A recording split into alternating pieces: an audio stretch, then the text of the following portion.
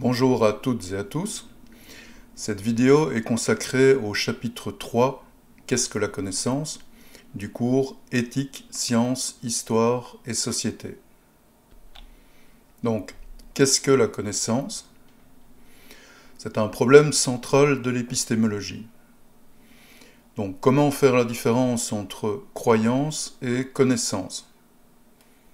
Donc, les croyances, ce sont des énoncés considérés comme vrais car faisant l'objet d'un consensus dans la société, et les connaissances, ce sont des énoncés correspondant à un fait.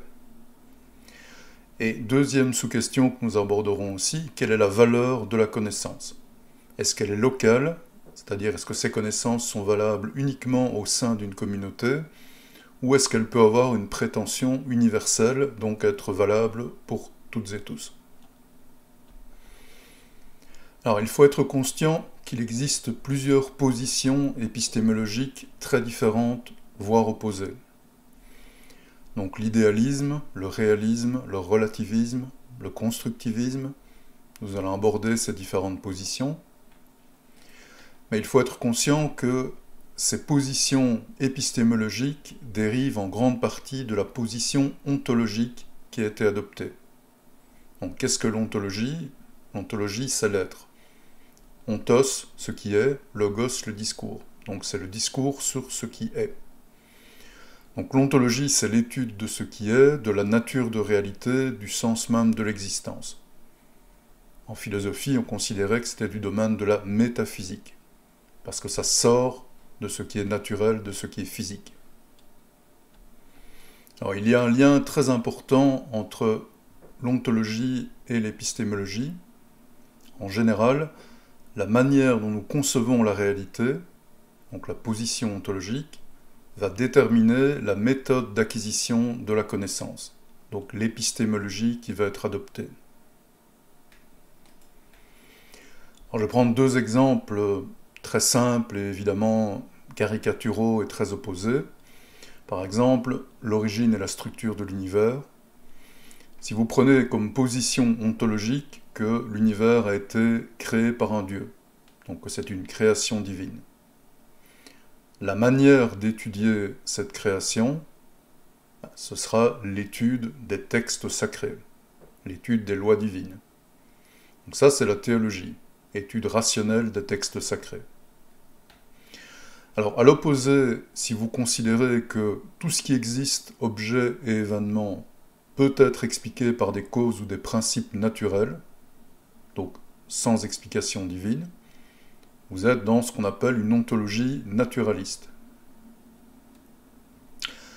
Et donc, si vous voulez découvrir les lois naturelles, vous allez utiliser l'épistémologie des sciences naturelles, basée sur l'observation de la nature, des expériences et ainsi de suite.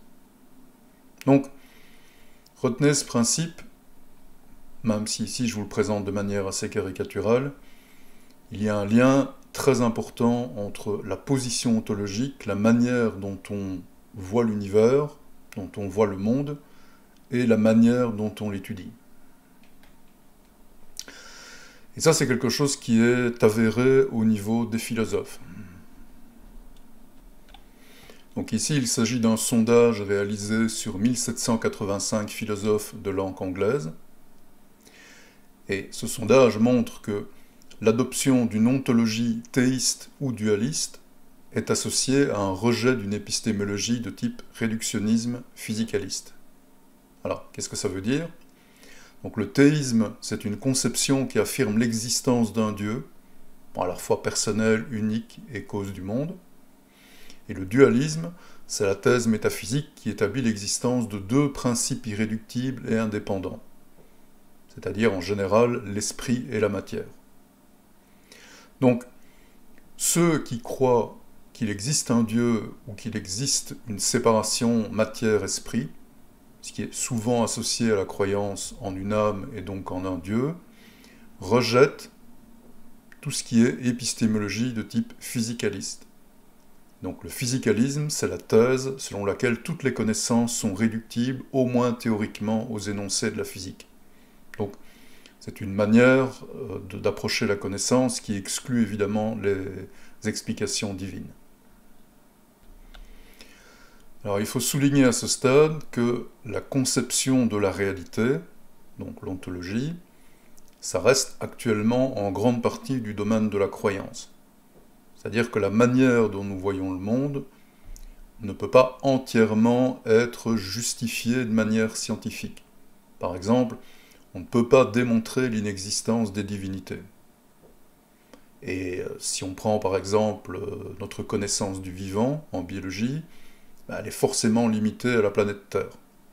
Nous ne savons pas si la vie existe ailleurs, et si elle existe, nous ne savons pas quelle forme elle prend. On peut juste faire des hypothèses.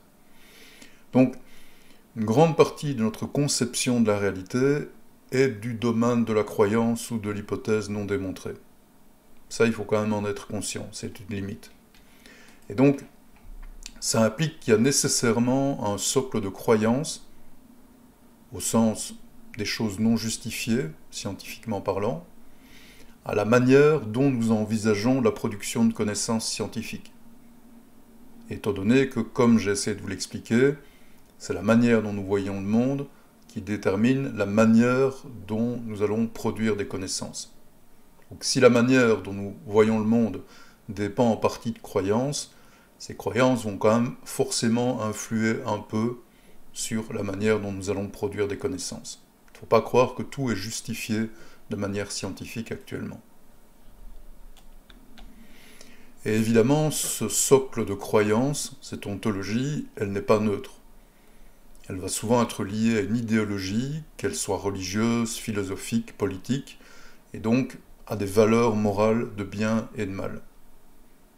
Et donc ces valeurs qui, je dirais, affectent notre vision du monde, de l'univers, va toujours avoir tendance à affecter un peu notre manière de produire des connaissances. On peut lutter contre, mais c'est quand même un peu inévitable. Alors dans ce chapitre 3, nous allons comparer plusieurs positions ontologiques, l'idéalisme, le réalisme, le relativisme et le constructivisme, et leurs implications sur la valeur de la connaissance.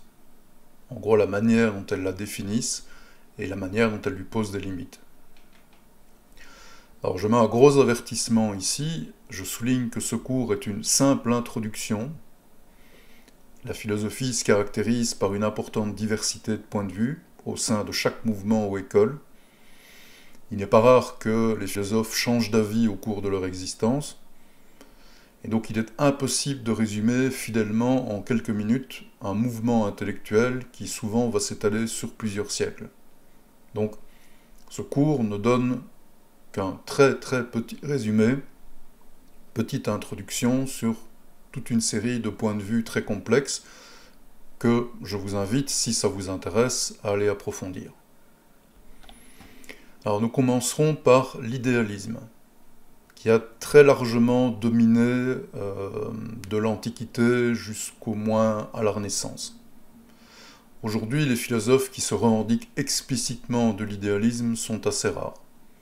Donc si on se réfère par exemple au sondage que je vous ai mentionné précédemment, seuls 4,3% des philosophes actuels adhèrent à cette conception. Mais elle a été très très importante historiquement parlant, parce qu'elle a formé entre guillemets la pensée en philosophie, et c'est elle qui a poussé à l'évolution et à l'émergence notamment de la science. Alors concernant l'idéalisme, je souligne vraiment qu'il existe un très grand nombre de formes d'idéalisme, antique, moderne, ainsi de suite. Et donc le terme même d'idéalisme n'a pas le même sens d'un philosophe à l'autre. Ça c'est un des gros problèmes en philosophie. Le sens des mots peut être très précis, mais il peut aussi être très variable. Alors, de manière très générale, ici c'est un petit résumé que je vous donne pour vous y retrouver, l'idéalisme au niveau ontologique, donc vision du monde, considère que le monde se divise en matière et esprit. Donc, c'est associé à une vision dualiste. Et pour beaucoup d'idéalistes, l'esprit, c'est le fondement ultime de toute réalité. C'est la perception d'un objet qui serait la condition nécessaire à son existence. Bon, c'est un peu déroutant dit comme ça, mais je vais vous présenter plusieurs exemples. Et au niveau épistémologique, l'idéalisme épistémologique postule que la connaissance est produite par le raisonnement rationnel. Donc, c'est l'esprit qui va produire la connaissance. Et donc, en conséquence, la connaissance est inéluctablement déterminée par la structure de la pensée humaine. C'est la manière dont nous pensons qui vont former la connaissance. Alors on commencera par Platon, à qui on doit ce qu'on appelle l'idéalisme platonicien. Donc Platon, c'est 428 à 348 avant Jésus-Christ, donc on est dans la Grèce antique, et Platon, c'est le disciple de Socrate. Socrate qui n'a fondé aucune école et qui n'a laissé aucun enseignement écrit. On ne connaît Socrate que par Platon. Et donc Platon est au IVe siècle avant Jésus-Christ le premier philosophe européen à avoir développé ce qu'on appelle une théorie des idées. Donc Platon défend une vision dualiste. Pour lui, il existe deux mondes, celui des apparences, qui est matériel, et celui des essences, ou des idées. Le monde des apparences et le monde des essences sont réels, pour Platon. C'est pour ça qu'on parle d'idéalisme réaliste. Platon part du principe que, à la fois, le monde des essences et le monde des apparences sont réels. Mais Platon estime que ces deux mondes ne sont pas soumis aux mêmes lois. Le monde des apparences est temporaire et changeant, et le monde des idées, lui, serait invariant et immuable. Et donc, pour Platon, ce qui est sujet au changement ne peut pas prétendre au statut de vérité. Parce que la vérité, la connaissance vraie, pour Platon, elle est immuable. Donc, dès le départ, ici, on peut voir que Platon va donner beaucoup plus d'importance au monde des idées, qui pour lui est source de vérité. Donc un exemple de cette vision, la vision dualiste du cercle par exemple. Le cercle, c'était un symbole de perfection pour Platon. Donc au niveau des apparences, vous pouvez par exemple imaginer les cercles faits par une goutte d'eau tombant dans un étang ou n'importe quelle surface liquide. Vous avez formation d'un cercle matériel, mais ce cercle va très vite disparaître et il n'est pas parfait non plus. Donc, ça c'est l'exemple du monde physique pour Platon, un monde qui est en transformation perpétuelle, qui est en mouvement, qui est en dégradation. Et donc il va lui opposer le monde des essences, le monde des idées. Et donc dans le monde des idées, on peut se représenter le cercle idéal. Et dans le monde des idées, ce cercle idéal, il est immuable, parfait et immatériel. Donc on doit à Platon l'allégorie de la caverne, qui traduit assez bien sa manière dualiste de voir le monde et de voir la production de connaissances. Donc c'est une représentation métaphorique qui est présentée dans un de ses ouvrages les plus célèbres, La République. Et donc Platon considère que les hommes sont enchaînés dans une caverne, vous les voyez ici, et qu'ils tournent le dos à l'entrée. Et ils ne voient que leurs ombres et celles projetées d'objets au loin derrière eux. Donc, ils ne voient que des ombres projetées sur la paroi de la caverne. Et donc, pour Platon, cette vision-là, les ombres, c'est le monde des apparences, le monde matériel. Ce ne sont que des faux semblants, que des ombres. Et donc, pour Platon, c'est le raisonnement qui va permettre d'accéder à une connaissance de la réalité supérieure du monde. Ce que Platon appelle le monde des idées, le monde des essences ou le monde des formes intelligibles. Donc, pour Platon, c'est le raisonnement qui permet à l'homme de sortir de la caverne et de voir véritablement le monde et de ne plus être soumis à des représentations de faux semblants. Donc le raisonnement libère l'homme, lui permet de voir la réalité du monde. Et donc, Platon ne postule pas l'absence de réalité du monde matériel, j'insiste là-dessus, mais seulement celle du monde sensible tel que nous le percevons avec nos sens. Donc il ne considère pas que le monde est une illusion, pour lui le monde est bien réel, mais ce que nous en percevons est faux. Nous ne voyons que des ombres, que des faux semblants. Et pour Platon, seule la raison permet de connaître l'essence des choses, c'est-à-dire la réalité supérieure, objective. Et donc pour Platon, la vérité, ça n'appartient pas au monde matériel. Donc ça veut dire que pour Platon, l'observation, on ne va même pas parler de l'expérimentation qui existait très peu à l'époque, mais pour Platon, ça n'est clairement pas par l'observation du monde qu'on peut apprendre des choses. C'est par le raisonnement. Et donc, la théorie de la réminiscence, ou la méthode dite didactique, c'est la méthode que Platon va privilégier pour produire des connaissances. C'est ce qu'on peut appeler son épistémologie. Donc Platon considère qu'on ne peut pas chercher ce qu'on ignore, et en conséquence, pour Platon, la connaissance s'obtient uniquement en ramenant à la conscience des connaissances oubliées. C'est ça qu'on parle de théorie de la réminiscence. Donc cette théorie, elle affirme que l'âme, parce que Platon, étant dualiste, croit évidemment qu'il existe une âme immortelle.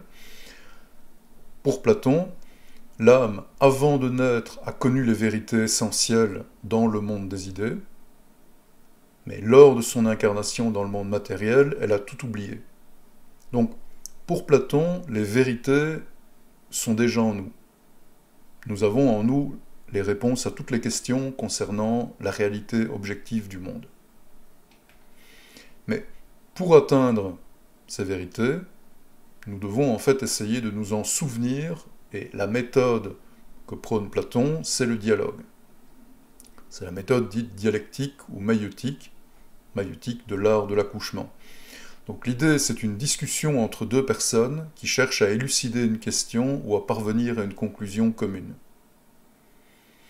Donc, le raisonnement intervient dans un échange entre individus, et son but n'est pas de construire des nouvelles vérités, mais simplement de nous rappeler ce que nous avons oublié suite à notre passage dans le monde matériel. Et donc pour Platon, l'éducation, l'apprentissage, ça ne consiste pas à apporter de nouvelles connaissances, mais uniquement à aider à se rappeler des vérités qui ont été connues dans le monde des idées. Donc c'est évidemment très très différent de la conception que nous avons aujourd'hui dans la science moderne concernant la manière à la fois de voir le monde et de produire des connaissances. Alors avant d'en finir avec Platon, je voudrais souligner que déjà à cette époque reculée, donc 4 siècles avant Jésus-Christ, une des grandes questions de la philosophie, c'était de séparer les savoirs vrais des savoirs faux, ce qu'on appelait à l'époque combattre les sophistes. Donc dans le dialogue de Protagoras, Platon met en scène Socrate, dont il est le disciple, pour lui c'est le philosophe ultime, et il va l'opposer à Protagoras, qui est un célèbre rhétoricien de l'époque. Donc Protagoras est présenté comme un sophiste, c'est-à-dire un enseignant vendant à ses élèves un savoir oratoire, permettant de persuader et de manipuler les individus, mais qui ne repose sur aucune vérité ou vertu. Et donc Protagoras incarne un sophiste relativiste, quelqu'un qui professe qu'il n'existe aucune vérité et que l'homme est la mesure de toute chose. Ce qui signifie que la vérité n'est pas quelque chose d'indépendant de l'homme, mais qu'elle dépendra de sa perspective. Ça, c'est une position à laquelle, évidemment, Platon est rigoureusement opposé, étant donné qu'il estime qu'il existe des vérités objectives ultimes. Alors, nous faisons un très grand saut dans le temps, de 2000 ans, et nous allons parler de Descartes, et de ce qu'on appelle l'idéalisme problématique. Donc pour Descartes, philosophe français, le monde matériel, extérieur à lui, est problématique. C'est pour ça qu'on parle d'idéalisme problématique. Donc pour Descartes, À ce niveau-là, il n'est pas très éloigné de Platon. Les sens sont trompeurs. Donc, nous ne pouvons connaître le monde, pour Descartes, que par l'intuition et la déduction. Donc l'intuition, pour Descartes, c'est ce qu'il appelle la source des principes premiers. Par exemple, le triangle est défini par 3 lignes seulement. Pour Descartes, c'est un premier principe et il est intuitif. Donc sa deuxième source, c'est la déduction. Donc la déduction, c'est un raisonnement qui va du général au particulier. Donc à partir de grands principes généraux, il va essayer de déduire comment fonctionnent des phénomènes isolés. Et pour Descartes, seul le raisonnement est source de certitude. Donc ça, c'est une constante chez pratiquement tous les idéalistes. Le raisonnement est la source de production de connaissances la plus fiable. Donc je le cite, « Je ne puis avoir aucune connaissance de ce qui est hors de moi que par l'entremise des idées que j'en ai eues en moi. » Alors, pour connaître ce monde extérieur problématique, Descartes a élaboré une méthode fondée sur l'usage d'un doute hyperbolique. Donc l'idée, c'est de suspendre temporairement toute certitude, toute opinion, tout présupposé, on élimine tout, et on rebâtit grâce au raisonnement. Et donc, ce qui va caractériser l'approche de Descartes, c'est un doute quasi absolu. Descartes va systématiquement tout remettre en doute. Alors, ça peut aussi s'expliquer par le contexte de l'époque. Descartes émerge à une période où la plupart des connaissances ont une origine très incertaine, c'est de la religion, ou ce sont des connaissances héritées de la philosophie antique. Et donc, on est dans une période où Descartes essaye de rebâtir les connaissances sur un socle valable, qui ne soit pas critiquable. Et donc, pour lui, la meilleure manière d'agir, c'est de faire table rase d'à peu près tout et de rebâtir les connaissances grâce au raisonnement. Et son objectif, ça c'est typique aussi, c'est de produire des connaissances certaines. C'est-à-dire des connaissances qui sont sûres à 100%, qui ne peuvent pas être remises en doute. Des connaissances totalement irréfutables. Il est dans une vision absolutiste de la connaissance. On verra que ça c'est très différent aussi par rapport à la position des sciences modernes, qui elles généralement s'estiment faillibles et non dogmatiques. Et donc, je vais prendre l'exemple du mauvais génie pour illustrer le doute de Descartes. Donc le mauvais génie, c'est une métaphore qu'il a utilisée pour expliquer sa manière de voir le doute. Donc, je le cite. « Je supposerai donc qu'un certain mauvais génie, non moins rusé et trompeur que puissant, a employé toute son industrie à me tromper. Je penserai que le ciel, l'air, la terre, les couleurs, les figures, les sons, et toutes les choses extérieures ne sont que des illusions et rêveries. » Donc, il part du principe que tout ce qu'il perçoit est trompeur, qu'un mauvais génie est derrière et essaye de le tromper. Et donc, étant donné que Descartes ne peut pas savoir s'il n'y a pas un malin génie qui le trompe, alors il ne sait pas si le monde extérieur existe ou non. Donc c'est pour ça qu'on parle d'un idéalisme problématique. L'existence même du monde, pour Descartes, est trompeur. Par contre, la seule et unique chose dont il ne peut pas douter, c'est lui-même. Donc c'est sa fameuse citation « Je pense, donc je suis ». Donc la seule certitude pour Descartes, c'est son existence à lui. Et donc la version, je dirais, moderne du mauvais génie de Descartes, c'est ce qu'on appelle le cerveau dans la cuve, d'Hilary Putman. Donc c'est une version un peu plus moderne. L'idée que, imaginez que vous soyez un cerveau dans une cuve, on aurait branché toute une série d'électrodes sur vous qui permettraient de stimuler votre cerveau et de vous faire croire qu'en fait vous êtes dans le monde matériel et vous faites toute une série d'activités.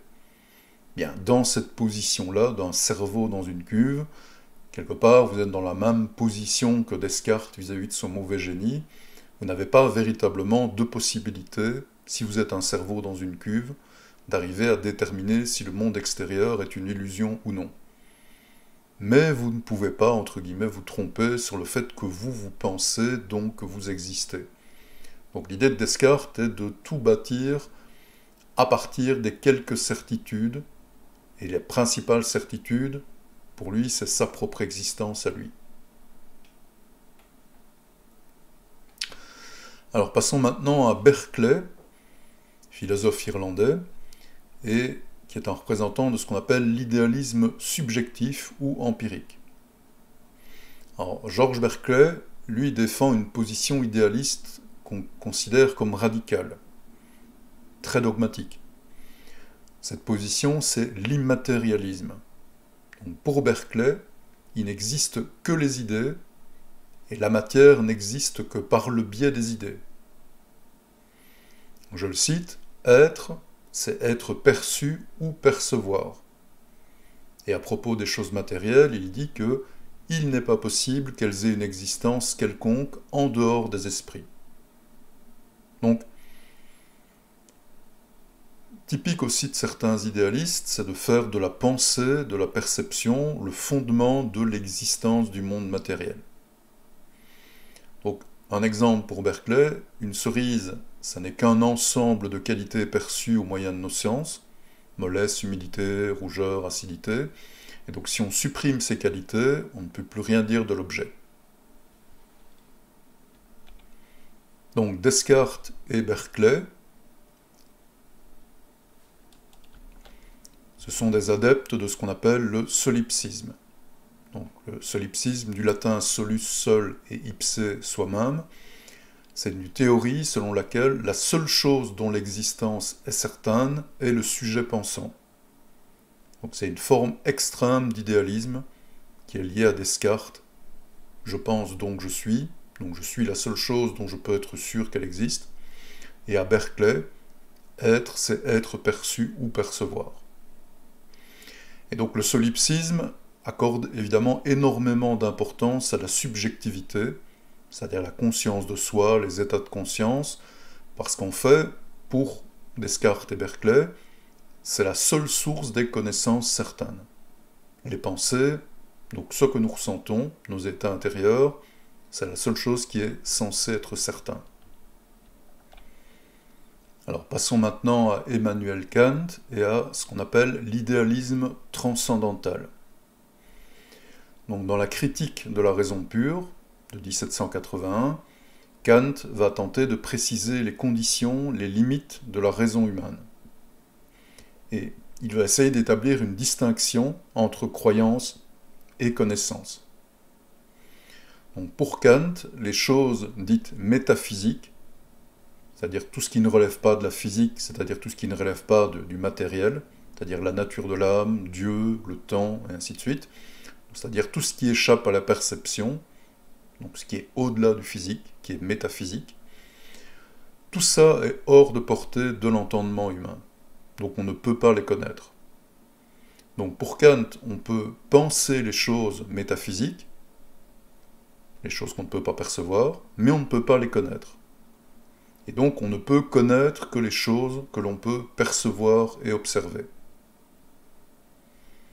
Alors vous me direz, c'est un peu bizarre pour un idéaliste de penser que l'observation est la seule manière de connaître les choses. Mais Kant va plus loin. Il affirme que nous ne percevons pas la réalité en soi, ce qu'il appelle les noumènes, mais uniquement des phénomènes, des représentations de celle-ci. Donc là, c'est assez proche de Platon et de son monde des apparences. Nous ne percevons pas la réalité en soi, mais uniquement des représentations de celle-ci. Nous ne percevons que la réalité phénoménale. Donc Karl Kant affirme que nous ne connaissons a priori des choses que ce que nous y mettons nous-mêmes. Et donc nous n'avons accès au monde qu'à travers nous-mêmes. L'idée, c'est que nous projetons sur le monde des catégories qui sont nées dans notre esprit. Et donc, pour Kant, la réalité elle-même est inconnaissable. Nos perceptions nous en apprennent plus sur nous-mêmes que sur le monde. Et donc Kant est un des premiers philosophes à essayer de définir ce qu'on ne peut pas connaître et donc les limites de la connaissance humaine, qui pour lui sont très limitées, puisque tout ce qui est hors de nos perceptions, nous ne pouvons pas le connaître, et ce que nous pouvons percevoir est trompeur. Donc un exemple un peu moderne de la différence entre réalité en soi, réalité nouménale, et réalité phénoménale, c'est l'exemple de la couleur d'une pomme verte. Alors, ça pourrait être évident, quelle est la couleur d'une pomme verte? Elle est verte. En fait, c'est un peu plus compliqué que ça. Une pomme verte, en fait, elle n'est pas véritablement verte. Donc elle absorbe une partie de la lumière incidente et elle reflète du vert. Donc ça, c'est la synthèse soustractive des couleurs. Donc la couleur d'un objet, la couleur perçue, n'est pas la couleur de l'objet, mais la couleur qu'il renvoie et que nous percevons. Donc ça, c'est bien le principe de Kant, que ce que nous voyons des objets résulte d'un traitement que nous faisons de ce que nos sens nous montrent. Parce que, dans le cas de la couleur, par exemple, d'un objet, la perception d'une couleur, c'est le résultat d'un traitement par le cerveau d'une stimulation de l'œil. Donc, pour Kant, nous ne percevons qu'une représentation du monde, une représentation à travers nous.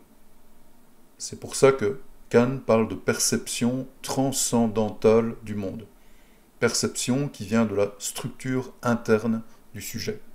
C'est ça que veut dire transcendantal. À travers nous-mêmes. Et donc biaisé par nos sens. Alors passons maintenant à Hegel et ce qu'on appelle l'idéalisme absolu. On parle aussi parfois d'idéalisme objectif. Donc Hegel, lui, postule que pour que le sujet pensant soit capable de connaître son objet, il doit y avoir une identité entre la pensée et l'être.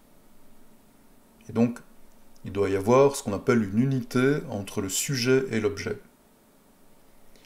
Et donc, une conséquence de ça pour Hegel, c'est que le sujet étant rationnel, nous pensons de manière rationnelle pour Hegel, l'objet doit également être rationnel. Et donc, pour Hegel, le réel doit être rationnel. Et donc on parle d'idéalisme objectif, parce que dans sa version de l'idéalisme, il ne fait pas dépendre la réalité de la perception de l'individu, mais de la raison.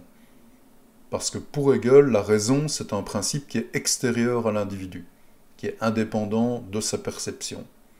C'est sa manière, quelque part, de résoudre le problème de Kant, qui dit que nos perceptions sont biaisées parce que nous percevons à travers nous, à travers nos sens. Pour Hegel, si nous percevons à travers, entre guillemets, la raison étant quelque chose d'extérieur à l'individu, cette vision-là ne devrait pas être biaisée. Mais, comme conséquence, pour Hegel, le monde extérieur est forcément rationnel. On lui prête, entre guillemets, une caractéristique qui est la rationalité. Alors, Friedrich Schlegel, lui, on lui associe la philosophie dite romantique. On va encore changer ici diamétralement de position. Schlegel, c'est un précurseur du mouvement romantique allemand, qui va se développer notamment en réaction aux idéaux des Lumières qui prônent la rationalité. Schlegel, lui, est complètement opposé à la rationalité. Donc il a mis en avant l'idée que le romantisme allemand se caractérise par la mise en valeur de la subjectivité, et donc de la perception individuelle du monde. Pour Schlegel, c'est la passion qui doit dominer la raison. Donc il rejette tout ce qui est objectivité, universalisme des Lumières. Et donc, puisque la perception individuelle du monde prime, que chaque individu peut voir le monde à sa manière, c'est un rejet des catégories figées. Pour lui, il ne peut pas y avoir de catégorie, il faut qu'il y ait une conception dynamique de la réalité. La réalité peut être changeante. Il va également prôner une culture nationale, vue comme l'âme de la nation, et ce qui va entraîner un développement des traditions littéraires, des bases de la critique de la littérature moderne, et ainsi de suite. Il va être très influent à son époque. Alors, le mouvement romantique se caractérise par une vision dite unitaire du monde. C'est-à-dire que, pour le mouvement romantique, l'humain, la nature, le divin, tout ça est uni. Et l'approche romantique va se caractériser par une méthode dite analogique. On va chercher des analogies, des correspondances entre des phénomènes pour produire la vérité. Ça va être ça leur manière de produire des connaissances, leur épistémologie. Ça va être des analogies symboliques. Donc, dans le mouvement romantique, la signification profonde des choses est recherchée dans le fond inconscient et irrationnel de l'esprit. Donc les sentiments, les expériences personnelles, l'imagination, les intuitions, tout ça, c'est considéré comme des sources de vérité cachées. Donc c'est une manière très mystique de voir la production des connaissances. Et avoir également un recours à l'étude de la signification profonde des symboles, qui sont censés révéler les vérités profondes et cachées. Il y a une fascination, par exemple, pour le surnaturel et l'occultisme dans le mouvement romantique. On va étudier ce qui n'est pas visible par la divination, par l'astrologie, et ainsi de suite. Pour le mouvement romantique, l'art, c'est aussi une manière d'accéder à la vérité. Les romantiques vont considérer la nature comme une œuvre d'art à part entière, qui est chargée de significations cachées. Donc ils vont essayer de trouver, par analogie, par comparaison, le sens qu'on peut donner à la nature, à l'humain, au divin, et ainsi de suite. Alors passons à présent à Schopenhauer et ce qu'on appelle le pessimisme métaphysique. Donc la philosophie de Schopenhauer, elle prolonge celle de Kant. Dans Le monde comme volonté, comme représentation, il va présenter, Schopenhauer, sa propre vision de la réalité. Donc pour lui, le monde que nous connaissons n'est que la représentation, c'est son terme. Donc en gros, la représentation, c'est l'équivalent du monde des phénomènes de Kant. Et cette représentation, c'est la surface d'un monde plus profond que Schopenhauer appelle la volonté, qui est le monde en soi de Kant. Alors, pour Schopenhauer, la représentation dépend de notre esprit. Donc ce que nous percevons est dépendant de notre esprit, elle est structurée selon notre perception de l'espace et du temps. La volonté, donc le monde en soi, anime cette représentation, elle en est la source, mais elle nous est inconnaissable. Et donc pour Schopenhauer, on ne peut produire des connaissances vraies sur le monde. C'est pour ça qu'on parle de pessimisme métaphysique. Pour Schopenhauer, on ne peut rien produire de vrai parce qu'on n'a pas accès à cette fameuse volonté, à ce monde en soi de Kant. Mais il y a quand même pour Schopenhauer des pistes qu'on peut exploiter. Pour lui, on peut connaître certains aspects de cette volonté, mais en examinant la représentation.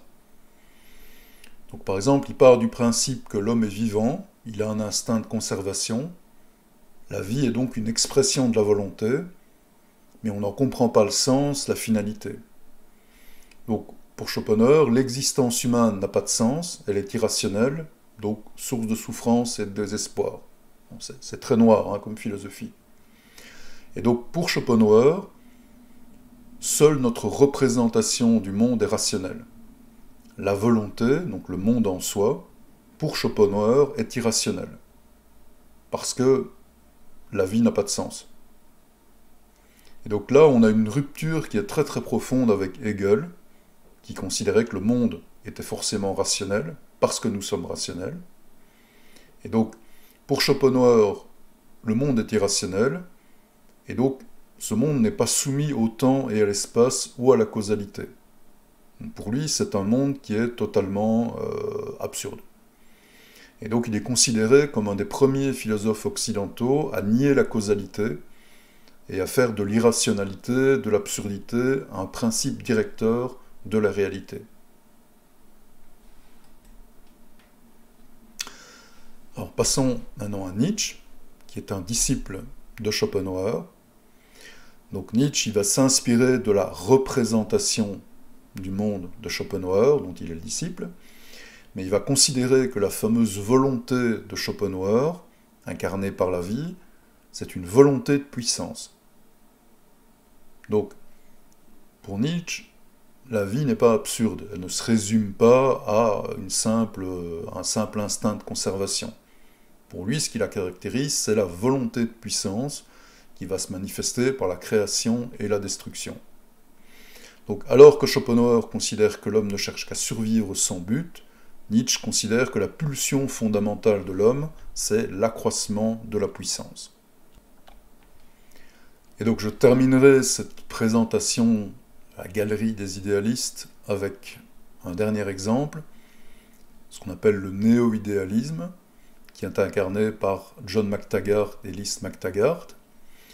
Donc le néo-idéalisme, c'est un mouvement qui émerge au début du XXe siècle et qui met l'accent sur l'idée que la réalité ultime est spirituelle.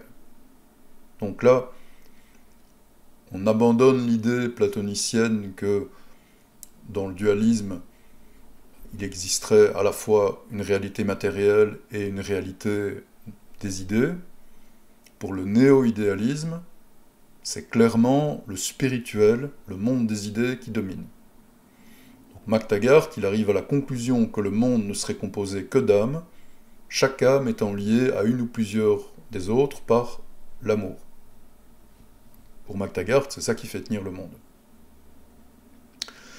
Donc, c'est une vision évidemment qui est très nettement en rupture avec tout ce que nous considérons comme représentation logique, rationnelle et scientifique du monde. Donc, comme résumé, entre guillemets, l'idée ici, c'était surtout de vous présenter l'idéalisme en soulignant le fait que c'est une galerie d'auteurs qui sont très différents les uns des autres. C'est une histoire qui est très très hétérogène et qui couvre 2000 ans de philosophie. Donc il y a différentes ontologies dans les idéalistes que je vous ai présentés. Vous avez des dualistes qui estiment que la réalité se divise en matière et esprit, et que l'esprit est le plus souvent la forme prédominante de la réalité. Donc c'est le cas de Platon, de Descartes, de Kant. Mais vous avez également des monistes. Les monistes considèrent qu'il y a une seule réalité et ils considèrent que c'est l'esprit. Donc ça, c'est le cas de Berkeley, qui considérait que la matière n'existait pas, et évidemment le cas de McTaggart que je viens de vous présenter. Donc ce qui caractérise aussi l'idéalisme, c'est un doute envers tout ce qui n'est pas évident et qui considère et qui concerne le monde matériel. Tous les idéalistes doutent de l'existence du monde, et en tout cas doutent de ce que nos sens nous apprennent sur le monde. Alors, l'idéalisme est aussi associé à une vision qu'on peut qualifier d'anthropocentrique. L'idée, c'est que c'est la pensée humaine qui crée la réalité et qui se projette sur celle-ci. Donc Descartes, Berkeley, Kant, pour eux, la connaissance de la réalité ne peut être que subjective, parce qu'elle est produite par la pensée. Et évidemment, toute une série de philosophes ont projeté sur la réalité ce qu'ils estimaient être le plus important dans la pensée. Donc Hegel, la réalité est dominée par la raison, Stiegel, c'est par la passion, Schopenhauer, c'est par l'irrationnel et l'absurde, Nietzsche, c'est la volonté de puissance, et McTaggart, c'est l'amour. Donc ça illustre bien le fait que dans l'approche idéaliste, comme la pensée crée la réalité, on va forcément avoir une projection sur la réalité de toute une série de valeurs humaines.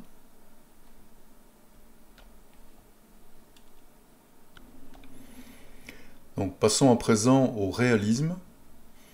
Et donc, toujours sur base du sondage sur à peu près 2000 philosophes, on considère qu'approximativement 75% des philosophes actuels adhèrent à cette conception. Elle est donc très majoritaire en philosophie. Alors le réalisme ontologique, donc vision du monde, le réalisme postule que le monde physique a une structure matérielle bien déterminée qui est indépendante de nos conceptualisations et caractérisations et catégorisations. Donc le réalisme va rejeter le dualisme matière-esprit au profit d'un monisme matérialiste. Donc le monisme, il n'y a qu'une seule réalité et elle est matérielle pour les réalistes. Donc ça s'oppose de manière tout à fait radicale à tout ce que je vous ai présenté sur l'idéalisme au niveau ontologique. On a une structure matérielle bien déterminée du monde qui est indépendante de nos conceptualisations et caractérisations. Donc c'est tout à fait opposé à ce que Kant présentait par exemple comme point de vue. Alors au niveau épistémologique, le réalisme va se caractériser en fait par une sorte d'optimisme, un rejet du scepticisme. Donc le réalisme considère qu'il est possible de produire des théories vraies, c'est-à-dire décrivant au moins approximativement la réalité. Donc c'est très opposé au pessimisme, par exemple, de Schopenhauer. Dans le réalisme, il y a également une croyance dans la capacité d'une méthode scientifique à appréhender objectivement les faits, c'est-à-dire indépendamment des biais socioculturels, et donc à valider des théories en les confrontant au réel. C'est pour ça qu'on parle de réalisme. On croit que le réel existe, et on valide les théories en les confrontant au réel. Donc le réalisme considère que c'est la constitution du monde naturel qui rend valide ou invalide les théories scientifiques. Donc ça, on verra plus tard que c'est aussi une méthode de validation des connaissances. Alors le réalisme au niveau épistémologique considère que les connaissances scientifiques sont par définition des connaissances universelles. Dans l'approche réaliste, si une connaissance n'est pas universelle, c'est pas une connaissance. Donc, pour le réalisme, les connaissances sont indépendantes des valeurs dites non épistémiques. Donc les valeurs non épistémiques, c'est tout ce qui est, par exemple, genre, race, classe, morale, religion, politique, et ainsi de suite.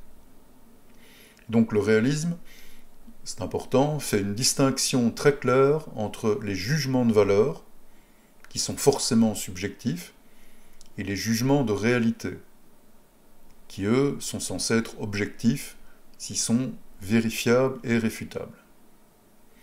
Et donc ça, c'est ce qu'on nomme généralement l'idéal d'une science libérée des valeurs. C'est Value Free Science Ideal. Et donc, c'est l'idée d'une science qui est neutre. Ça ne veut pas dire une science sans valeur, ne confondez pas. C'est une science libérée des valeurs. C'est-à-dire libérée des jugements de valeur. Alors ça, j'anticipe déjà un peu la suite du cours. Cette neutralité de la science, cette capacité à être objective, à s'abstraire des valeurs, ça va être particulièrement critiqué par le mouvement constructiviste, qui lui considère que la science est toujours liée à des valeurs et qu'elle n'est jamais neutre. Donc de très nombreux auteurs ont discuté de ce problème de la neutralité de la science. Bon, par exemple, Max Weber a introduit le concept de la neutralité axiologique dans Le savant et le politique en 1919. Donc Weber fait partie des réalistes, il croit en l'existence d'une réalité sociale objective, c'est un sociologue, qui peut être étudiée et comprise à travers l'observation empirique. Donc ici, ce qui nous intéresse surtout, c'est l'idée que Weber soutient que les scientifiques doivent s'efforcer de ne pas laisser leurs valeurs personnelles, leurs croyances ou leurs préférences influencer leurs recherches et leurs analyses. Donc les scientifiques, pour Weber, doivent s'efforcer d'atteindre une neutralité axiologique. Et donc ça, ce sera très très fortement critiqué, de nouveau par le constructivisme. Donc cette neutralité axiologique pour Weber, c'est la capacité à distinguer les faits, donc ce qui est, des valeurs, ce qui devrait être. Alors je veux vraiment insister là-dessus, pour qu'il n'y ait pas de méprise.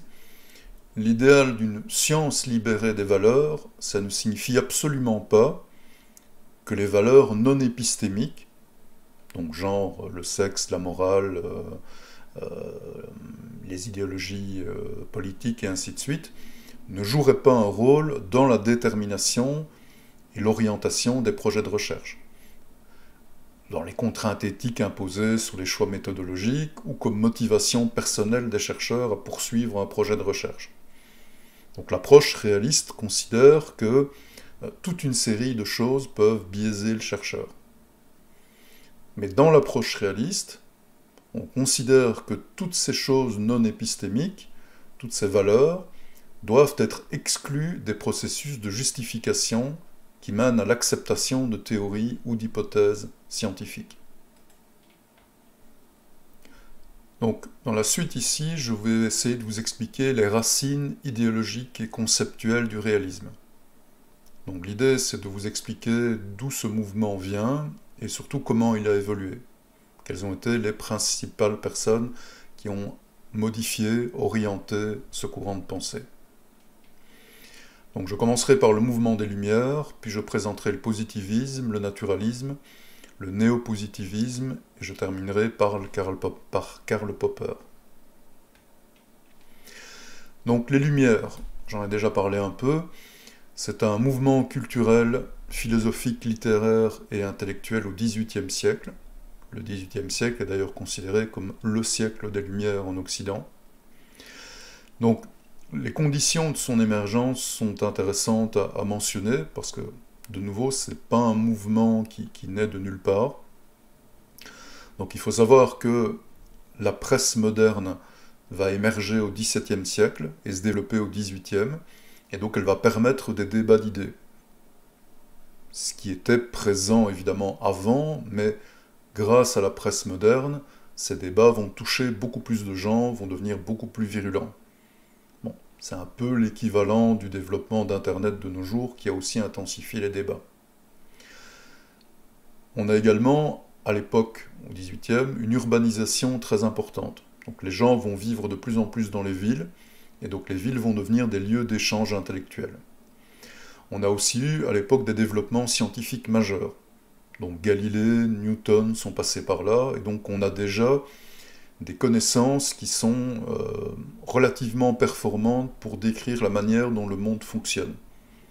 Galilée peut prédire certaines choses au niveau du mouvement des astres, Newton peut faire des prédictions qui sont vérifiables au niveau du mouvement des objets, donc tout ça, ça donne une assise, une légitimité entre guillemets à l'approche scientifique.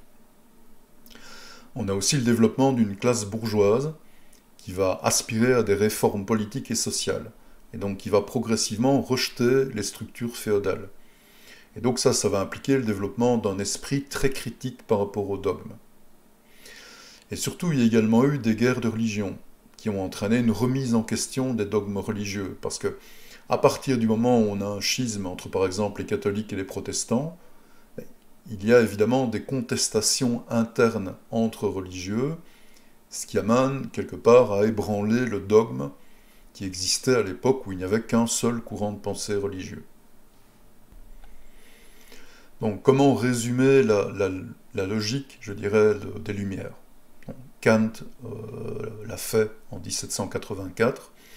Qu'est-ce que les Lumières pour Kant ? Je le cite. Les Lumières sont ce qui fait sortir l'homme de sa minorité qu'il doit s'imputer à lui-même. La minorité consiste dans l'incapacité où il est de se servir de son intelligence sans être dirigé par autrui. Il doit s'imputer à lui-même cette minorité quand elle n'a pas pour cause le manque d'intelligence, mais l'absence de la résolution et du courage nécessaires pour user de son esprit sans être guidé par un autre. Saper Aude, oser être sage, et le courage de te servir de ta propre intelligence. Voilà donc la devise des Lumières. Donc ça, c'est la vision de Kant. Donc, pour Kant et pour beaucoup de penseurs de l'époque, le mouvement des Lumières, c'est une émancipation des individus par rapport au dogme. Et une émancipation qui se fait par la raison, par la capacité à réfléchir. Et donc c'est surtout un affranchissement vis-à-vis des religions, des dogmes, des superstitions, etc. Donc c'est l'idée que l'être humain doit penser par lui-même, et l'outil pour ça, c'est le raisonnement. Et donc dans le cadre du mouvement des Lumières, le philosophe, qui est le spécialiste de la réflexion, le spécialiste de la rationalité, il va acquérir une fonction sociale de guide. Et donc là, on a l'embryon d'une association entre recherche de connaissances et déjà un certain militantisme politique. Le philosophe, lui, n'est clairement pas neutre. Il veut produire des connaissances, mais il veut aussi changer la société. Donc, ce qui va caractériser les philosophes des Lumières, en tout cas une majorité, c'est l'engagement contre les oppressions religieuses et politiques, mais aussi un engagement contre l'irrationnel, l'arbitraire, l'obscurantisme, la superstition. Au contraire, ils vont défendre la tolérance, la liberté, l'égalité. Et ils se voient comme œuvrant pour un progrès du monde. Alors il faut noter que le mouvement des Lumières, c'est pas un mouvement qui est homogène. Il y a de très nombreux philosophes qui sont impliqués dans ce mouvement, à la fois en Angleterre, en France, en Allemagne. Ce sont des mouvements très diversifiés. Donc généralement on distingue deux types de lumières, les lumières dites modérées et les lumières radicales. Donc les lumières modérées, elles sont toujours dualistes. Généralement, elles sont déistes, donc elles croient en un dieu, elles sont monarchistes. C'est souvent des partisans d'une cause ultime, par exemple le grand horloger de Voltaire ou le géomètre ultime de Descartes. Et donc, ils croient dans une forme de divinité qui n'est pas celle de l'Église, mais qui reste quand même une divinité. Et donc, ils vont défendre une sorte de statu quo, un équilibre entre la tradition religieuse et la raison. Donc ça, c'est par exemple la position de Montesquieu et de Voltaire. Ce n'est pas des révolutionnaires, ils défendent une critique, mais une critique raisonnée et modérée. Donc il y a une volonté de compromis, de tolérance, de stabilité sociale. Et ça va influencer le développement notamment de l'idéologie libérale. À l'opposé, on a les lumières dites radicales. Elles sont monistes, matérialistes. Donc on oublie le dualisme esprit-matière, c'est des matérialistes purs. Donc ce sont des athées. Parce que quand on est un matérialiste pur, il n'y a pas d'âme, il n'y a pas de Dieu, donc on est athée. Et ils sont anti-monarchie et pro-démocratie. Et donc on va retrouver Diderot, Julien Offray de la Métrie, Paul Thierry d'Holbach. Ça, ce sont des représentants des Lumières vraiment radicales. Donc anti-religieuses, anti-monarchique et surtout anti-aristocratique. Donc juste quelques exemples des radicaux, parce qu'on n'en parle pas souvent, on parle souvent de Voltaire, de Montesquieu. Donc par exemple, Julien Offray de la Métrie, c'est un médecin et philosophe français. Donc lui, une de ses caractéristiques, c'est qu'il va aborder le vivant de manière matérialiste et déterministe. Il va écrire par exemple une histoire naturelle de l'âme. Donc il va essayer de produire des explications matérialistes à ce qu'on appelait l'âme à l'époque. Il va également écrire un livre qui s'appelle L'Homme-Machine. Donc c'est quelqu'un de finalement très proche de l'approche purement matérialiste de la science moderne. Mais à l'époque, évidemment, c'est une rupture très importante.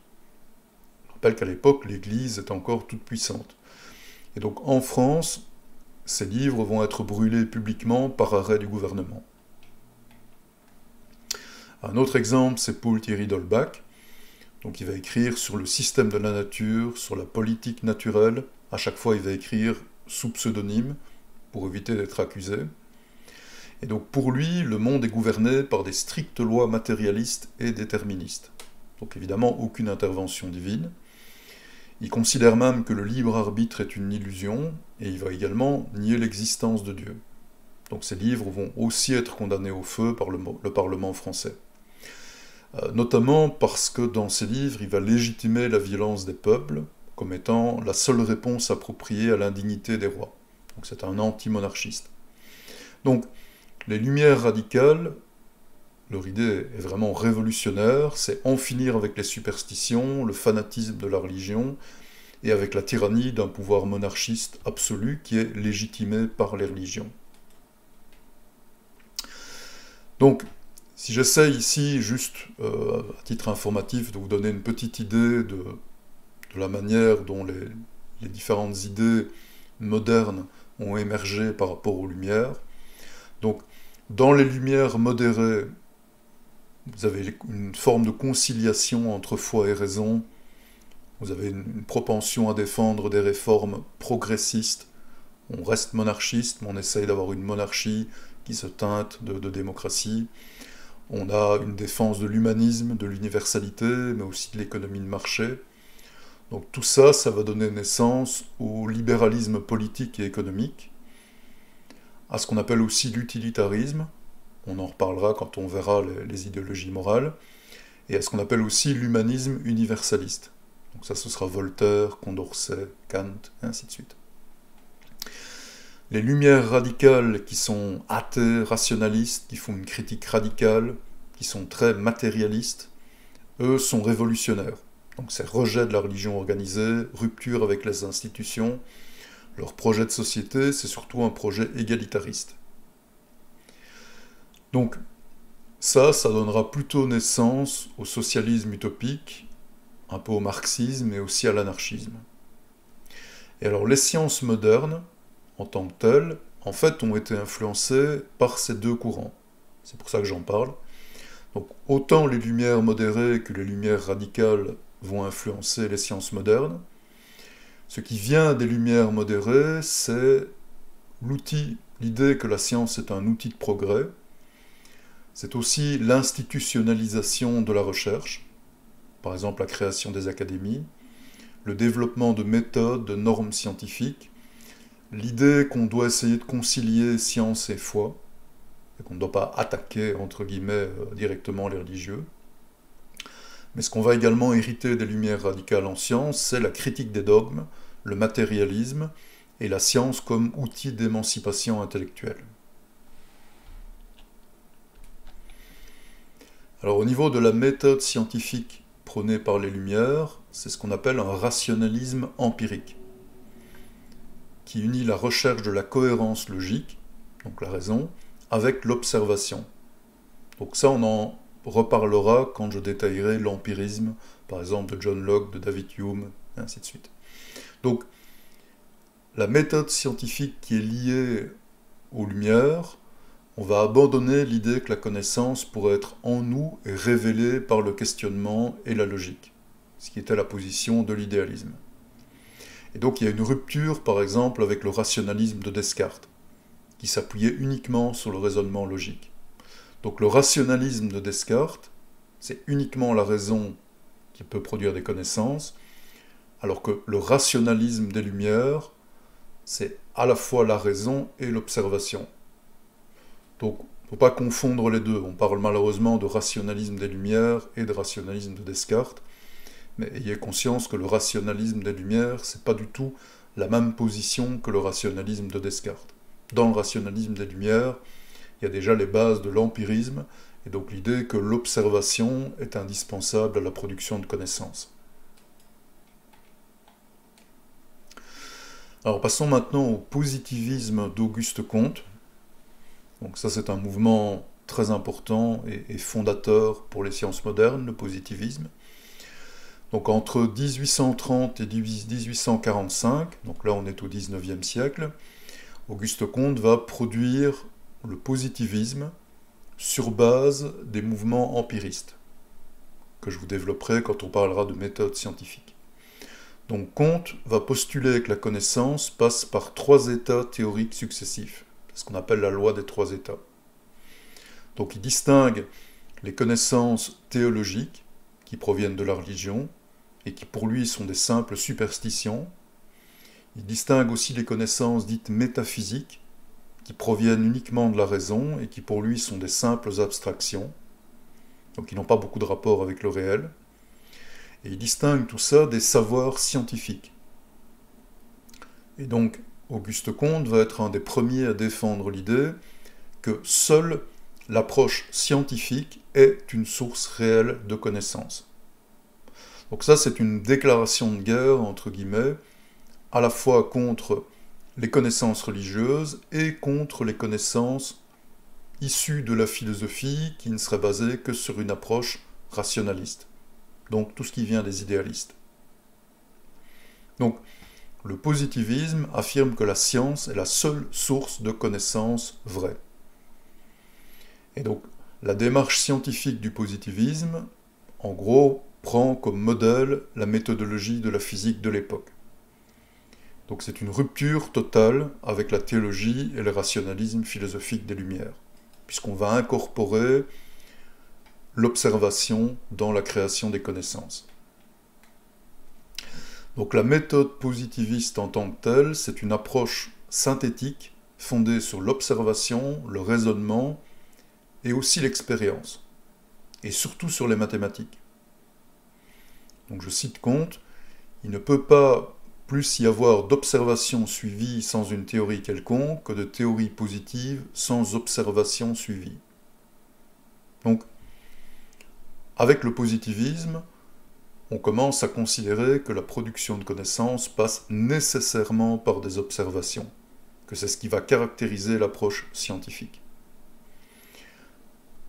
Comte va également commencer à introduire l'idée d'expérience.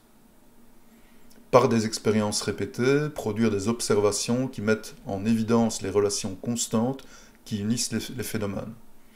Ensuite, tenter de formuler en langage mathématique les lois de la nature permettant d'expliquer, prédire les phénomènes naturels. Et donc pour Auguste Comte, éthique et politique, donc tout ce qui est valeur, doivent être exclus de ce processus. Donc il fait partie des gens qui ont défendu l'idéal d'une science qui exclut les valeurs, d'une science qui est neutre. Alors, paradoxalement, et c'est une des raisons pour lesquelles il a été beaucoup critiqué, Auguste Comte sera aussi à l'origine d'un positivisme religieux et politique, qu'il faut tout à fait distinguer du positivisme comme manière d'aborder la production de connaissances. Donc, ce que Comte estimait, c'était que la société devait être dirigée par les scientifiques, parce que pour lui, la science produisait le plus haut niveau de connaissance. Et donc, il estimait que la société devait être basée, organisée, grâce à des lois scientifiques et techniques, avec pour objectif le progrès matériel et moral de l'humanité. Donc je le cite, « Le positivisme se compose essentiellement d'une philosophie et d'une politique qui sont nécessairement inséparables, comme constituant l'une la base et l'autre le but d'un même système universel où l'intelligence et la sociabilité se trouvent intimement combinées. » Donc ça, c'est un peu la vision moderne du rôle des connaissances.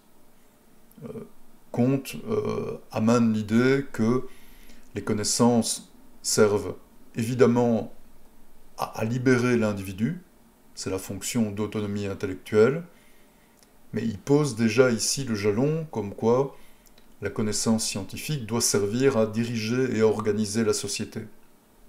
Elle doit éclairer les décisions prises par les politiciens. Alors le naturalisme, c'est un courant en fait qui va progressivement s'imposer. Donc c'est une position philosophique qui affirme que tout ce qui existe est régi par des lois naturelles et explicable par des processus naturels, sans recours au surnaturel. Donc c'est une position qui implique le rejet systématique des explications divines ou magiques en science. Donc c'était une position qui était déjà présente dans l'Antiquité, mais qui va surtout s'imposer au XIXe siècle et qui va devenir indissociable de l'approche scientifique moderne. C'est pour ça que j'en parle ici et que j'insiste un peu. Et donc, ce naturalisme va dériver en fait d'Auguste Comte, qui dit que la science doit se limiter aux faits observables et aux lois naturelles, et de Charles Darwin, par exemple, qui va proposer un modèle purement naturaliste de l'évolution. Et donc, Darwin va amener l'idée que l'apparition de l'humain ne doit rien, en fait, à une volonté divine. Ce qui permet, en fait, d'évacuer complètement le besoin d'explications divines, surnaturelles, qui pourraient encore entacher les sciences. Donc, à partir du 19e, le naturalisme va devenir, je dirais, la référence, entre guillemets, comme position pour la plupart des scientifiques. Alors le néopositivisme maintenant, on l'appelle aussi empirisme logique ou positivisme logique, et il est très fortement lié à ce qu'on appelle le cercle de Vienne, qui en fait provenait d'une société créée par Ernst et Mach. Donc le cercle de Vienne, il a fonctionné à peu près entre 1923 et 1936, donc là on est au début du XXe siècle. Donc le cercle de Vienne, c'est un groupement de scientifiques et de philosophes qui faisait la promotion de ce qu'on appelle l'empirisme logique. Donc l'idée, c'est que les succès de la physique, par exemple la théorie de la relativité d'Albert Einstein, les succès également précédents comme Newton, la plupart des grands scientifiques qui ont marqué l'histoire de la physique comme Galilée, tous ces succès doivent, pour les partisans du cercle de Vienne, mener à un rejet de l'idéalisme. Donc en particulier des positions de Kant, Hegel, McTaggart, que je vous ai présentées. Et donc, pour les partisans du cercle de Vienne, il faut développer une nouvelle philosophie qui est plus en phase avec la science moderne. Parce qu'à l'époque, on est face à tous ces résultats exceptionnels comme ceux amenés par Einstein. Et donc, pour les partisans du cercle de Vienne, la science réussit là où la philosophie de type idéaliste a échoué. Et donc la grande ambition du cercle de Vienne, qui est composé pour une bonne part de philosophes, de logisticiens, mais également de physiciens, c'est pas d'abandonner ou d'enterrer la philosophie, c'est de créer une nouvelle philosophie, mais qui soit plus en phase avec la science moderne. Et donc la méthode prônée par le cercle de Vienne, c'est une méthode dite par induction, c'est ce qu'on appelle l'empirisme logique. Donc le but, c'est de construire la science sur un socle qui est absolu, irréfutable, parce qu'il résulterait directement d'une confrontation avec le réel. Donc ça, c'est typique de l'approche réaliste. On va produire des connaissances sur base d'observations. Donc, observations, à partir desquelles on va produire ce qu'on appelle des énoncés protocolaires. Donc ça, c'est censé être des énoncés objectifs, vérifiables directement par l'observation, et qui seraient indépendants de toute théorie. Et donc, de ces énoncés protocolaires, en les combinant par la logique, on pourrait arriver à produire des énoncés universels. Donc, la méthode prônée par le cercle de Vienne, c'est un empirisme, mais associé à une analyse logique, rationnelle, permettant de combiner de manière quasi mathématique les observations. Alors, cette volonté d'avoir une production de connaissances qui soit absolument certaine, qui soit basée sur l'observation, qui soit vérifiable, qui soit organisée par la logique et les mathématiques, il faut en fait la contextualiser. Elle s'explique en fait par la montée du nazisme en Allemagne et en Autriche. Donc, les savants faisant partie du cercle de Vienne avaient vu les horreurs de la Première Guerre mondiale. Et en voyant la montée du nazisme, avec la montée au pouvoir d'Adolf Hitler et ainsi de suite, leur réaction a été de tenter de bloquer un mouvement politique qu'ils estimaient provenir notamment de toute une série d'idéologies irrationnelles. Donc leur idée, un peu utopiste, c'était d'essayer de combattre la violence qui pour eux était un produit de l'irrationalité en prônant la rationalité. Donc à l'époque, vous aviez notamment l'idéalisme romantique allemand de Friedrich Schlegel, que je vous avais présenté, qui prônait un éveil nationaliste et une défense d'une identité culturelle. Et ce mouvement avait fait émerger une conscience nationale avait fait émerger des mouvements voulant défendre la culture nationale, mais aussi la race. Et donc le mouvement romantique avait développé une fascination pour le mysticisme, l'occulte et l'irrationalité. C'est tout ça que voulait essayer de combattre en fait le cercle de Vienne. Alors évidemment ça va très mal se passer. Après la montée au pouvoir d'Adolf Hitler, les mouvements nazis vont se radicaliser, vont devenir de plus en plus violents. Et donc l'un des membres influents du cercle de Vienne, Maurice Schlick, va être assassiné sur les marches de l'université de Vienne par un de ses anciens étudiants. Et donc ces violences-là vont progressivement mener à la dissolution du cercle de Vienne et à la migration aux USA de plusieurs de ses membres. Et cette migration va au final avoir des effets positifs parce que les membres du cercle de Vienne vont populariser dans d'autres pays la vision du cercle de Vienne. Et donc le programme du cercle de Vienne, c'est la promotion d'une conception scientifique du monde, dans l'espoir, comme je l'ai expliqué, de lutter contre l'irrationalité et contre la guerre. Donc ça va être présent dans le manifeste du cercle de Vienne. Ils vont également prôner une science libérée des valeurs, qui est typique du mouvement réaliste.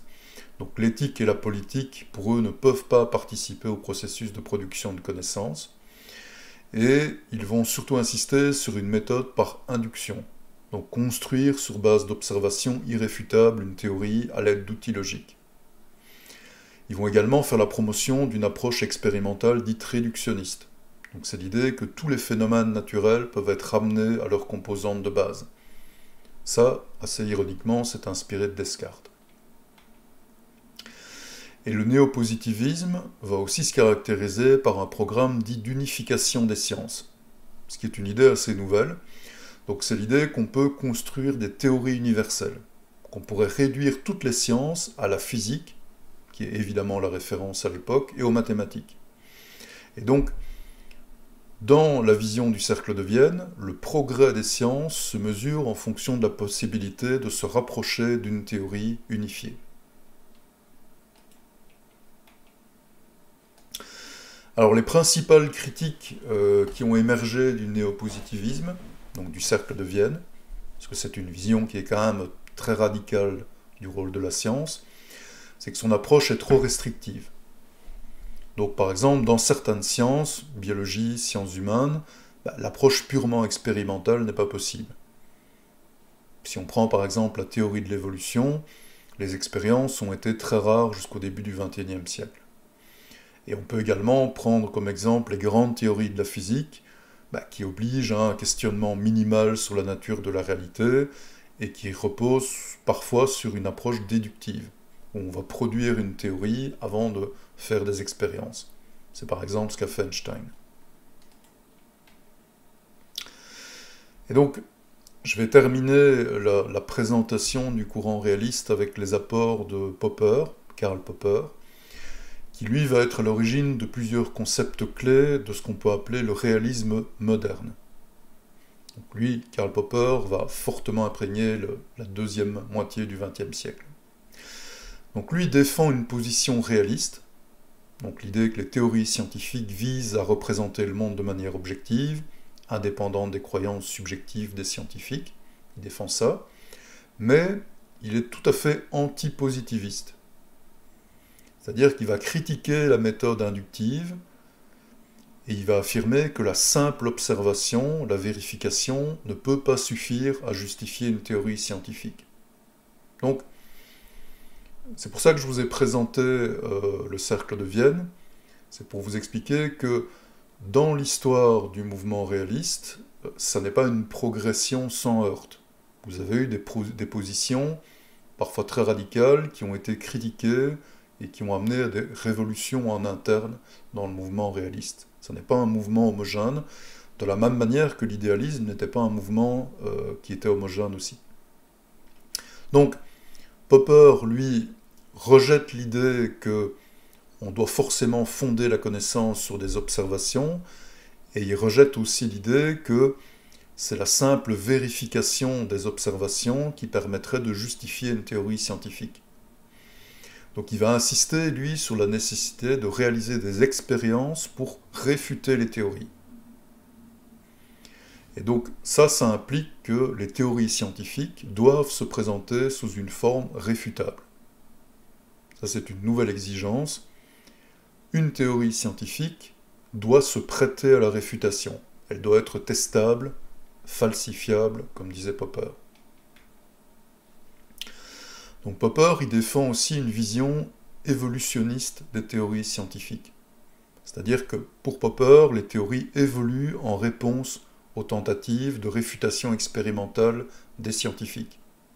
Les scientifiques, en fait, doivent attaquer les théories, essayer de les réfuter. Les théories réfutées sont abandonnées et les théories qui résistent à la réfutation expérimentale sont conservées. Et alors elles sont dites corroborées. Donc, pour Popper, on n'a jamais de théories scientifiques qui sont certaines. On a simplement des théories qui n'ont pas encore été réfutées. Donc, pour Popper, la connaissance va progresser de manière linéaire. Les scientifiques vont améliorer progressivement les théories en éliminant les théories fausses. Et cette connaissance, elle va progresser surtout par la critique libre et la réfutation des idées. Donc, Popper amène une position très antidogmatique. Alors que dans le cas du cercle de Vienne, on était encore quelque part un peu dans l'idée de Descartes de produire des connaissances absolument certaines en les fondant sur l'observation et sur des outils logiques. Popper, lui, renverse ça, et donc il amène l'idée que, d'une part, la méthode utilisée pour produire des connaissances n'est pas finalement ce qui est le plus important pour caractériser les connaissances scientifiques.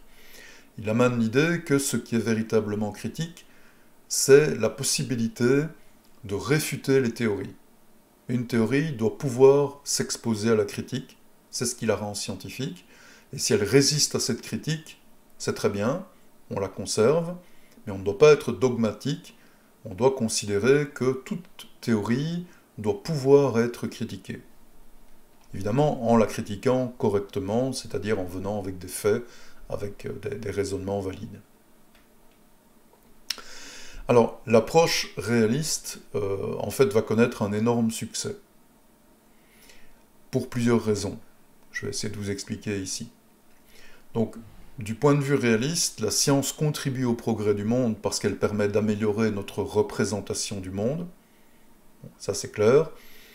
Ça va permettre une prise de décision, une gouvernance, une organisation de la société. Donc ça, c'est un peu l'héritage du positivisme.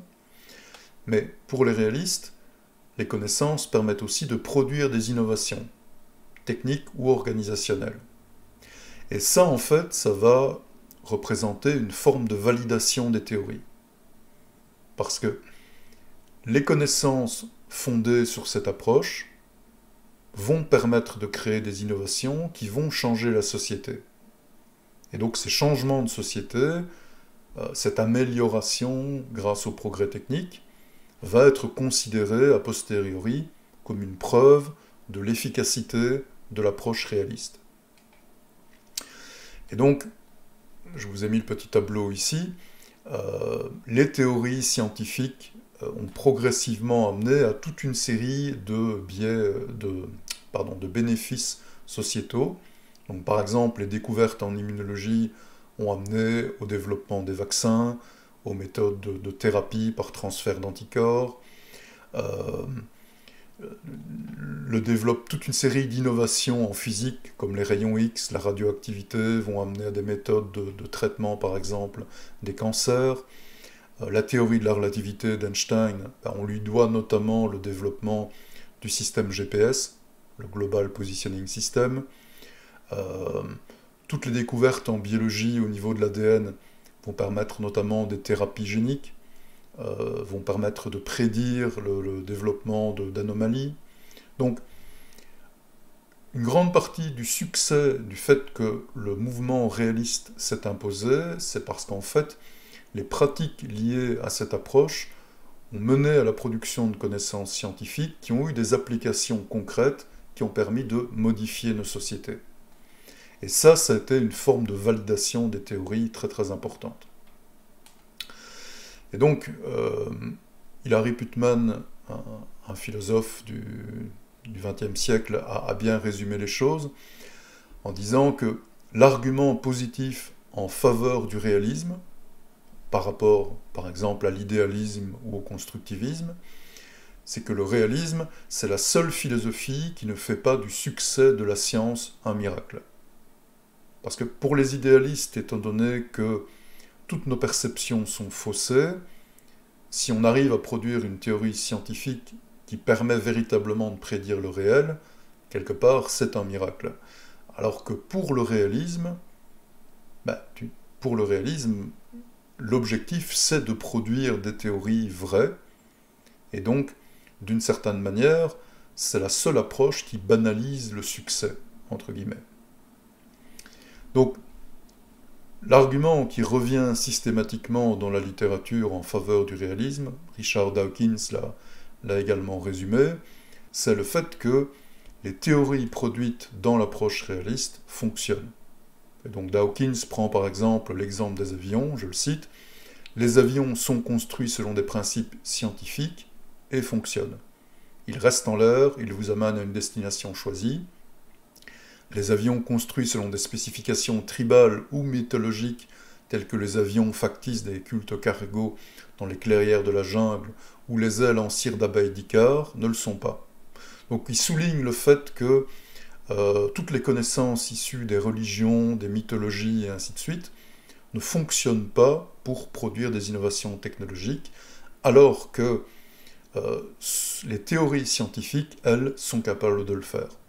Et donc, c'est ce qui, pour ces auteurs-là, témoigne du succès de l'approche réaliste. Le fait qu'en fait, c'est une démarche qui fonctionne, qui permet de produire des développements technologiques capables de prédire ou de manipuler le monde. Donc, je vais terminer par un bref comparatif entre l'idéalisme et le réalisme. Donc, l'idéalisme est souvent associé à un dualisme, une vision du monde qui sépare matière et esprit, alors que pour le réalisme, on est généralement dans un matérialisme pur et dur. Souvent, chez les idéalistes, on va trouver un pessimisme concernant la possibilité de connaître la réalité. A l'inverse, chez les réalistes, on va avoir un optimisme concernant cette possibilité. Pour l'idéalisme, le doute et la raison, ça va être les arbitres de la connaissance. Je vous rappelle Descartes, il faut douter de tout, et ensuite il faut essayer de construire des connaissances sur base de la raison. Par contre, pour les réalistes, c'est surtout la confrontation avec le réel, par des observations, par des expériences, qui va servir d'arbitre de la connaissance. La raison est toujours là, mais c'est surtout l'observation, l'expérience, la confrontation avec le réel qui va servir d'arbitre. Et il y a évidemment le fait que on valide aussi les applications des théories scientifiques via des applications technologiques. Ça, c'est quelque chose qui était tout à fait absent de l'idéalisme.